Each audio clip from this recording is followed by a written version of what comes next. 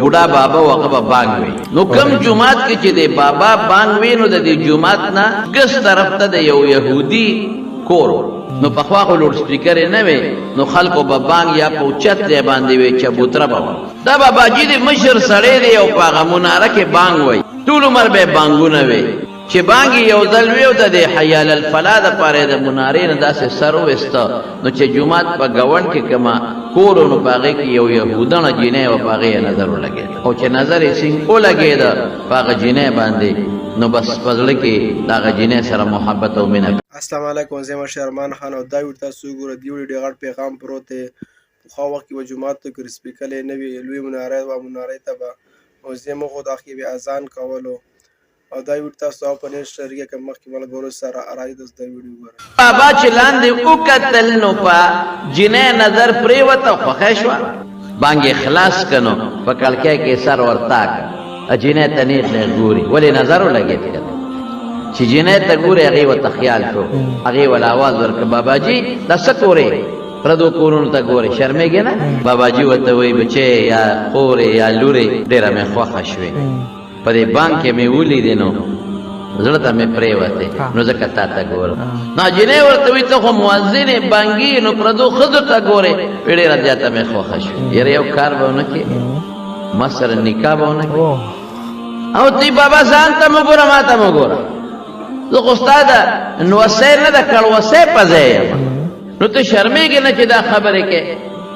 وایي دا څه خبره ده چې د ما ستا رضا وي نو پکې د بل چا څه کار؟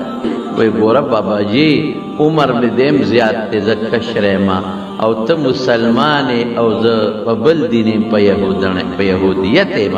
وایي دا څه خبره نشته، زمونږ په دین کې یهودیانو سره خو نکاح جایز ده.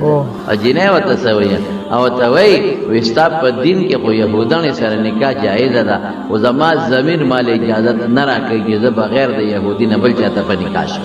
دا بوډام چې خدای شرمې توبه ته وباسه ځوان به پې وبخې، بوډا چې خدای شرمې که نه نو ځوان به پې وبخې. ځوان دومره نه پوهېږي چې دا زه د کوم ځای نه چغې وام ټوله دنیا اوري، هغه ځای نه چغې ورته وي او ورته وي خدای ته وګوره باباجي دا نه شرمولی، زه نه کوم بغیر د یهودي نه بل سره واده، تا عمر ته وګوره زما عمر ته وګوره، ته څه وې ګډې وډې وې چې دا جینۍ تنګه کړه دی بابا. نو جینۍ ورته یو شرط کېښود، وایي ښه دی یو کار وکړه، زه عمر د ما ستا خو ډېر فرق لري، خو زه که ستا ډېره خوښه یم کوم د سره واده، نکاح د سره نن کوم، راځه بېګاله دې ښځه یم او په دې شرط چې یهودي کېږي.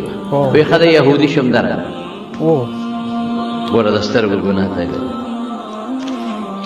زه ایمان مې پرېښو یهودي شم درالم، خو چې دا خبره یې وکړه او ښه د خوشحالۍ نه را روان و چې پېغله جینۍ مې په نصیب کېږي نو په هغه منارې په هغه پوړی کې خپه وښویده، غرض لاندې راغی، دا سټ یې ولګېد، مات شو. خدای هغه دین نه خارج شو، د ایمان نه خارج شو. توبه توبه. د خبرې مقصد مې دا دی سترګو نظر داسې دوړول کوي.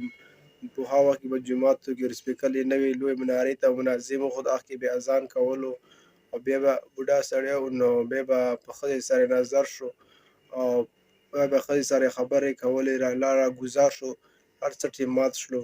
د خبرې مقصد مې دا دی کم نه از کم زموږ ایمان خو نصیب شي. او د ویډیو کتلو ډېره مهرباني، زموږ چینل سبسکرایب کړئ، لایک یې او السلام.